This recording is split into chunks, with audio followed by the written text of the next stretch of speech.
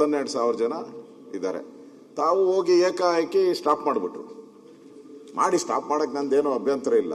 Stop ಮಾಡಕ್ಕೆ ಮುಂಚೆ ಒಬ್ಬ ಮಂತ್ರಿ ಆದಂಥವ್ರು ಸರ್ವೆ ಮಾಡಿಸ್ಬೇಕು.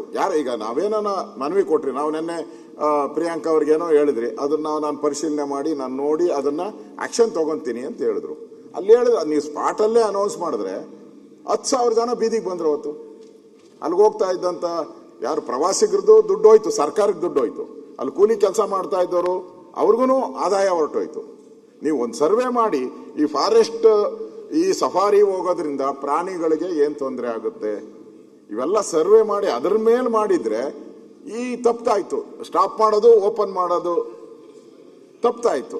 ಅದರಿಂದ ನಾನು ಮಂತ್ರಿಗೆ ಹೇಳುವಂಥದ್ದು, ಸಫಾರಿ ಅನ್ನೋದು ಏನು ಹೊಸದಾಗಿ ನಾವೇನು ಪ್ರಾರಂಭ ಮಾಡಿದ್ದಲ್ಲ, ಬಹಳ ವರ್ಷಗಳಿಂದ ನಡೀತಾ ಇದೆ.